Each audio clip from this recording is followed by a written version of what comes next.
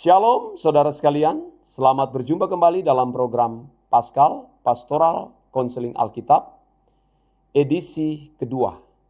Baik, saya akan segera mulaikan. Pertanyaan pertama datang dari seorang wanita usia 32 tahun. Awalnya saya beragama Buddha, namun baru saja mengikut Tuhan Yesus ketika umur 27 tahun.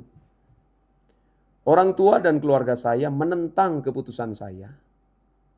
Namun saya nyaman dengan agama saya yang sekarang. Saya merasa damai ketika dekat dengan Tuhan Yesus. Pertanyaannya, menurut Bapak Gembala, bagaimana saya harus menyikapi hasutan-hasutan keluarga saya untuk kembali mengikut agama Buddha? Padahal saya sudah nyaman di Kristen. Nah, ini bukan soal nyaman atau tidak nyaman dalam kamu beragama. Ini soal pilihan. Karena ketika kita salah memilih atau kamu salah memilih, itu akan menentukan nasib kekalmu. Dan apa yang telah kamu pilih, itu benar-benar sudah benar. Ya. Karena saudara-saudara, di dalam Yohanes 14 ayat 6, firman Tuhan berkata, kata Yesus kepadanya, "Akulah jalan dan kebenaran dan hidup. Tidak ada seorang pun yang datang kepada Bapa kalau tidak melalui aku." Jadi untuk sampai kepada Bapa harus melalui Yesus, ya, yang telah menjadi Tuhan, yang telah menebus semua dosa manusia. Ya. Jadi tidak ada keselamatan di luar Kristus. Jadi kamu harus mengabaikan hasutan-hasutan tersebut. Dan kamu harus benar-benar memiliki prinsip. Lebih baik kamu kehilangan orang yang kamu cintai. Kamu kehilangan keluarga. Tidak menjadi masalah kalau itu memang harus terjadi demikian demi kamu mempertahankan iman kamu kepada Kristus. Ya. Kalau kamu membaca Alkitab secara lengkap, khususnya dalam konteks Perjanjian Baru, tidak ada orang Kristen yang sungguh-sungguh menjadi Kristen yang sejati, menjadi pengikut Kristus, yang menjadi muridnya yang tidak menderita. Di abad 1, abad 2, abad 3, itu mereka yang benar-benar menjadi pengikut Kristus, rata-rata mereka mengalami penderitaan. Ya, ada yang dipancung kepala, ada yang digantung, dibakar hidup-hidup, dilemparkan ke kandang binatang buas. Ya, tidak diakui lagi sebagai warga negara, dipenjara. Tapi demi mempertahankan iman mereka kepada Kristus, yang adalah Tuhan dan Juru Selamat, mereka berani mempertaruhkan nyawa. Ya. Saya kasih ayat firman Tuhan kepada kamu di dalam Kisah Para Rasul 4 ayat 12. Dan keselamatan tidak ada di dalam siapapun juga selain di dalam Dia. Sebab di bawah kolong langit ini tidak ada nama lain yang diberikan kepada manusia yang olehnya kita dapat diselamatkan. Lukas 9 ayat 26. Sebab barang siapa malu karena aku dan karena perkataanku, anak manusia juga akan malu karena orang itu. Apabila ia datang kelak dalam kemuliaannya dan dalam kemuliaan Bapa dan malaikat-malaikat yang kudus. Kamu sudah ada di pilihan yang tepat. Pertahankan itu apapun yang terjadi. Ya, itu saran saya kepada kamu. Tuhan memberkati. Pertanyaan yang kedua datang lagi dari seorang wanita usia 19 tahun. Saya sudah dibaptis pada Mei 2025 kemarin. Ketika dibaptis saya merasa hidup kembali. Saya merasa segar sekali. Saya mendambakan bahasa roh. Namun Tuhan belum memberi saya karunia. Pertanyaan, apa yang harus saya lakukan agar saya dikaruniai bahasa roh? Luar biasa. Ya. Kamu harus tahu bahwa seseorang ketika memberi diri dibaptis bukan supaya mendapatkan karunia. Ingat ini. Tetapi supaya mengenakan seluruh kehidupan Tuhan Yesus. Dalam hal ini mengenakan pribadinya. Salah kalau kamu berpikir setelah dibaptis, lalu kamu mendapatkan karunia. Itu hak prerogatif Tuhan. Ya. Karunia itu adalah merupakan pemberian dari Tuhan secara cuma-cuma. Tentu kepada mereka yang layak mendapatkan karunia. Karena tidak sembarangan orang yang mendapatkan karunia. Dan tujuan pun karunia diberikan kepada orang bukan untuk gagah-gagahan, tetapi dipakai di dalam pelayanan pekerjaan Tuhan. Ya, maka mereka dikaruniakan karunia. Ya, ada beberapa karunia, bukan hanya karunia bahasa roh. Juga ada karunia untuk berbuat baik. Ya, karunia menginjil. Ada banyak karunia. Jadi bukan hanya karunia bahasa roh. Jadi kamu tidak perlu ngotot harus mengalami karunia bahasa roh. Karena itu adalah hak prerogatif Tuhan. Yang penting di sini adalah ketika kamu memberi diri dibaptis, berarti kamu harus memiliki kesediaan untuk hidup sama seperti Kristus hidup. Berusaha mengenakan seluruh filosofi hidup Tuhan Yesus. Ya, dan mengenakan hidupnya. Itu yang lebih penting. Ya. Karena saudara-saudara, percuma kalau orang memiliki karunia roh, tetapi kehidupannya tidak seperti Kristus. Nah, kalau tidak seperti Kristus pasti akan masuk neraka. Nah, apa sih tujuan baptisan? Mari kita membaca Roma pasal 6 ayat 4. Dengan demikian kita telah dikuburkan bersama-sama dengan Dia oleh baptisan dalam kematian. Supaya sama seperti Kristus telah dibangkitkan dari antara orang mati oleh kemuliaan Bapa. Demikian juga kita akan hidup dalam hidup yang baru. Jadi tujuan baptisan itu supaya kita mati dari manusia lama dan mengenakan hidup Tuhan Yesus. Jadi kamu tidak akan menemukan satu ayat pun tujuan baptisan untuk mendapatkan karunia. Ya, saya bacakan satu ayat lagi, Galatia 3 ayat 27. Karena kamu semua yang dibaptis dalam Kristus telah mengenakan Kristus. Itu yang lebih penting. Ya, jangan yang boten-boten lagi ya. Oke, itu jawaban saya. Pertanyaan yang ketiga datang dari seorang wanita lagi usia 23 tahun. Saya memiliki pacar yang berbeda agama. Namun saya merasa bahagia bersamanya. Wow, pacar ya berbeda agama. Keluarga saya menentang. Namun saya sudah nyaman dan takut kehilangan orang yang saya kasihi tersebut. Pertanyaannya, menurut Pak Gembala, apa yang harus saya lakukan agar saya bisa merelakan pacar saya? Karena saya mulai merasa jauh dengan Tuhan. Aduh, ini saudara, saran atau jawaban dari saya adalah putusin. Kamu harus putusin. Ya. Walaupun pacaran kamu sudah dalam. Mumpung kamu belum menikah. Jadi kamu masih punya kesempatan untuk putusin.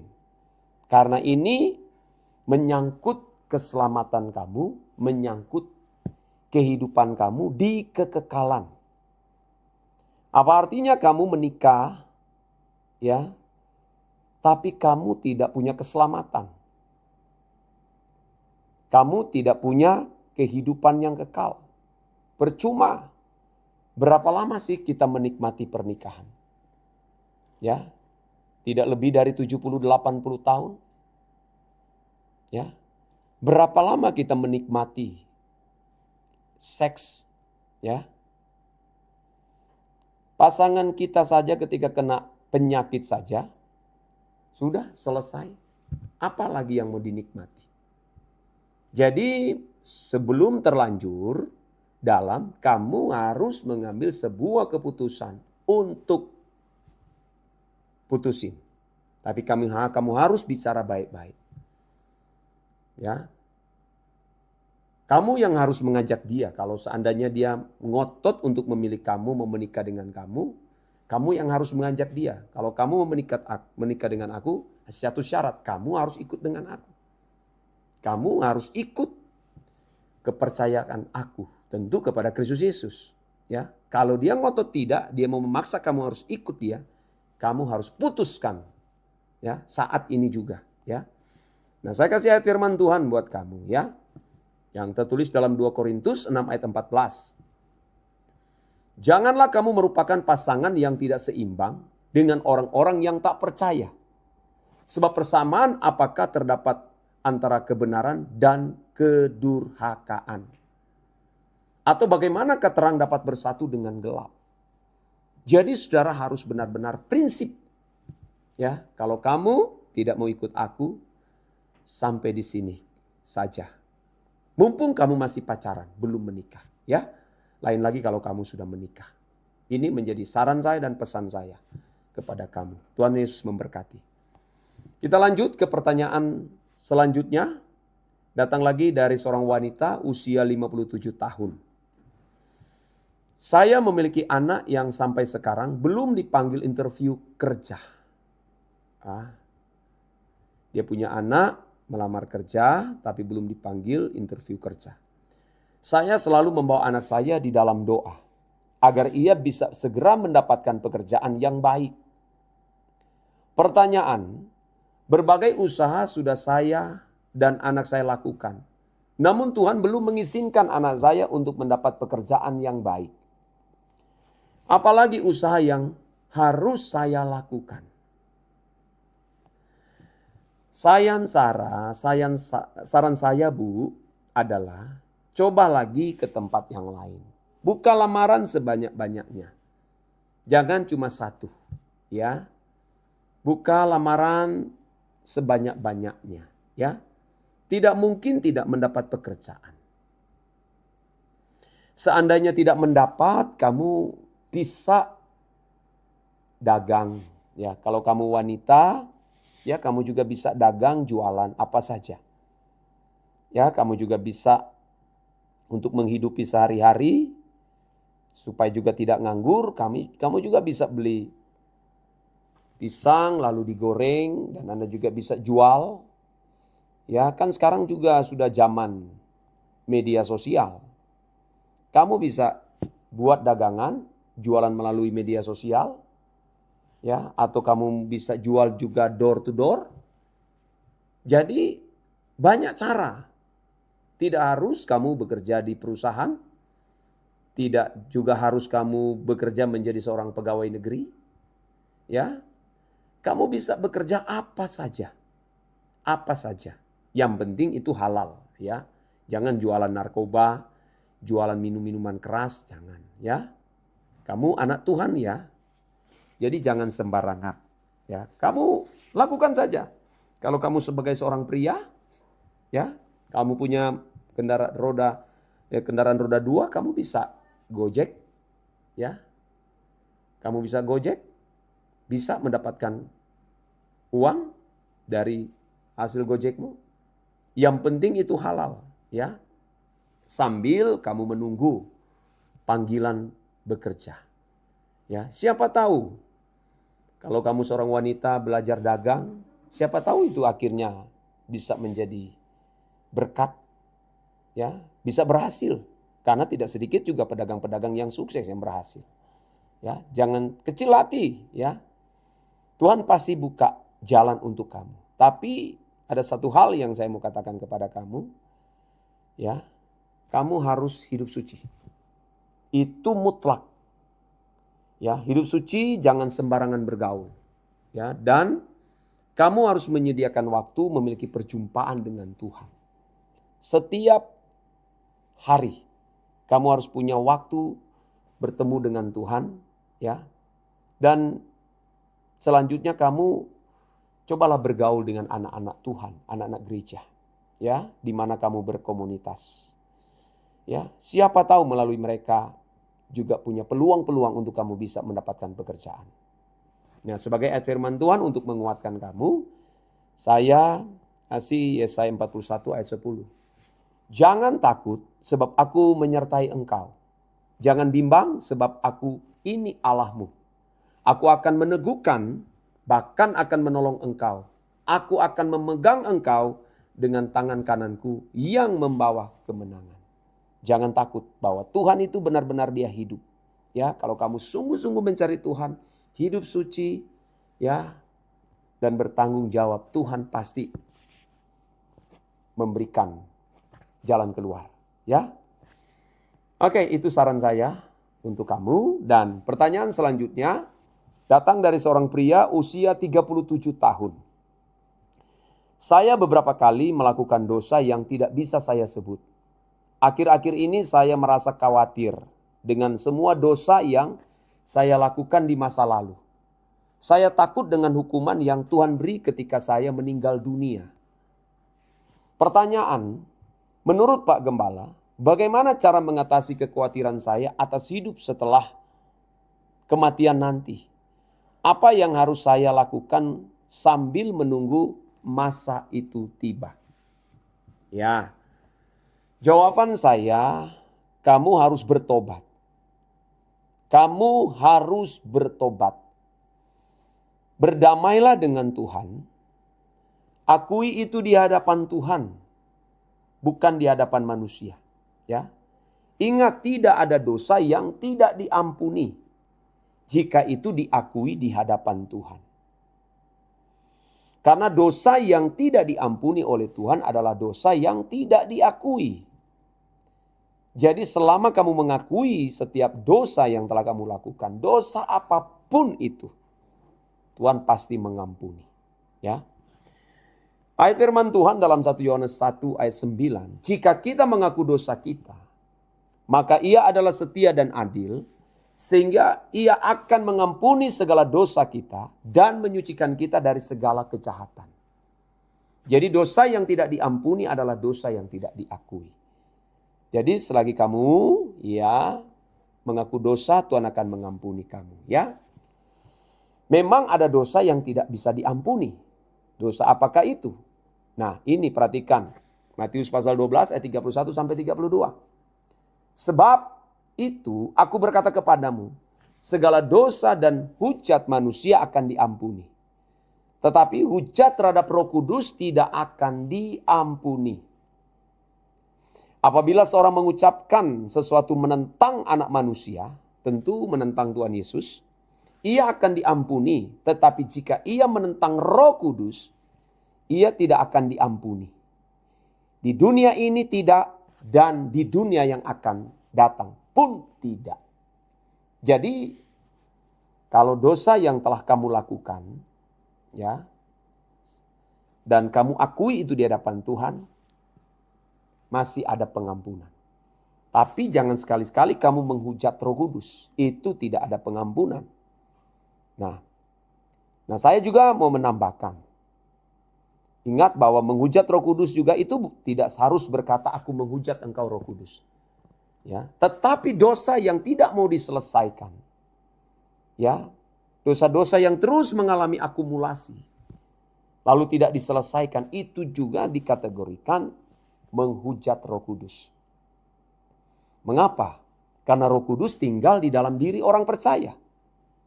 Ya, ketika kita mengaku percaya kepada Tuhan Yesus sebagai juru selamat, Roh Kudus itu dimeteraikan. Maka hidup kita ini harus bersih sebagai bait Allah. 1 Korintus 3 ayat 16, 1 Korintus 6 ayat 19, 20, tubuhmu adalah bait Allah. Itu sebabnya kita tidak boleh mengotori dan mencemari. Satu ayat lagi, ya, dosa yang tidak diampuni. Ibrani 10 ayat 26 sampai 27. Sebab jika kita sengaja berbuat dosa, sesudah memperoleh pengetahuan tentang kebenaran, maka tidak ada lagi korban untuk menghapus dosa itu. Tetapi yang ada ialah kematian yang mengerikan, akan penghakiman dan api yang dahsyat yang akan menghanguskan semua orang durhaka. Ya, kamu masih punya kesempatan bertobat. Bertobatlah dan jangan berbuat dosa lagi. Ya, itu sebagai saran saya. Dan pertanyaan terakhir, ya. Pertanyaan yang terakhir datang dari seorang pria usia 62 tahun. Saya memiliki sakit parah yang divonis dokter, sudah tidak ada harapan lagi untuk sembuh. Sekarang saya pasrah dan berserah kepada Tuhan. Namun, ada kalanya saya menyalahkan Tuhan atas sakit yang Ia beri. Pertanyaan, apakah saya salah jika saya kecewa dengan Tuhan? Bagaimana mengatasi kekecewaan ini?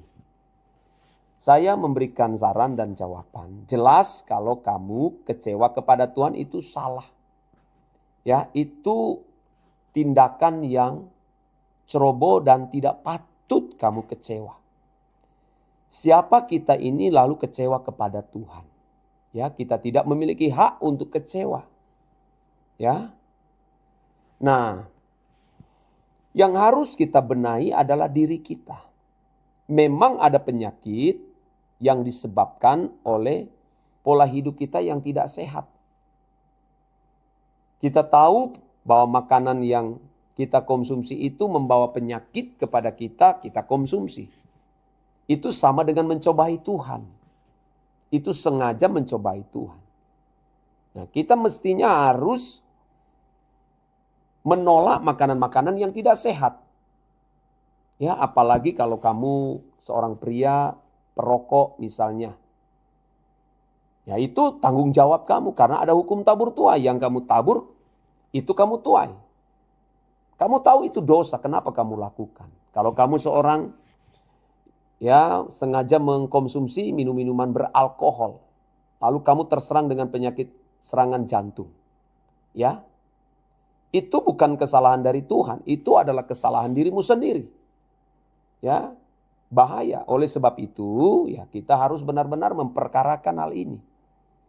Ya. Tapi kita harus minta ampun, kita akui dosa-dosa itu kepada Tuhan, ya. Dan juga ada penyakit yang memang karena penyebabnya dari kuasa kegelapan. Ya, misalnya orang tua kita pernah terlibat dengan praktik perdukunan, okultisme. Ya, setelah orang tua itu meninggal tidak diselesaikan, itu bisa turun ke anak, ada warisan. Keluaran pasal 20 ayat 1 sampai 5 itu. Ada warisan, ya, ada sampai bisa ke generasi ketiga, generasi keempat. Nah, oleh sebab itu tentu sebagai orang percaya kita harus benar-benar memutuskan mata rantai itu. Ya, karena sudah terlanjur terikat dengan ada perjanjian dengan kuasa kegelapan. Nah, kita harus sadar. Nah, juga ada dosa ada penyakit yang karena dosa. Misalnya di dalam 1 Korintus 11 ayat 29-30, karena barang siapa makan dan minum tanpa mengakui tubuh Tuhan, ya ini pada waktu perjamuan. Ia mendatangkan hukuman atas dirinya. Sebab itu banyak di antara kamu yang lemah dan sakit, dan tidak sedikit yang meninggal. Ya. Kalau juga di dalam Yakobus pasal 5 ayat 14, ya, Yakobus pasal 5 ayat 14, ya. Saya bacakan Yakobus 5 ayat 14.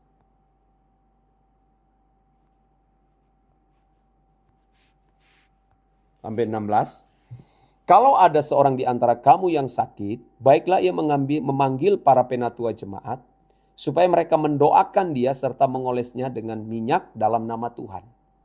Dan doa yang lahir dari iman akan menyelamatkan orang sakit itu dan Tuhan akan menyembuhkan dia. Dan jika ia telah berbuat dosa, nah jadi ternyata ada penyakit karena dosa, maka dosanya itu akan diampuni. Ya, kalau diakui. Karena itu hendaklah kamu saling mengaku dosamu dan saling mendoakan. Supaya kamu sembuh. Jadi ada penyakit-penyakit yang pada akhirnya tidak disembuhkan karena ada dosa. Ya. Dan doa orang yang benar bila dengan yakin didoakan sangat besar kuasanya. Ya, kecuali memang ada penyakit yang kita doakan minta supaya Tuhan sembuhkan tidak disembuhkan. Karena itu ada bertalian dengan karakter. Ya, lebih baik sakit penyakitnya tidak disembuhkan daripada karakternya rusak. Ya. Tidak semua penyakit yang kita minta kepada Tuhan, kita doakan, minta kepada Tuhan, Tuhan sembuhkan. Tidak semua. Ya, tidak semua. Walaupun dia hamba Tuhan.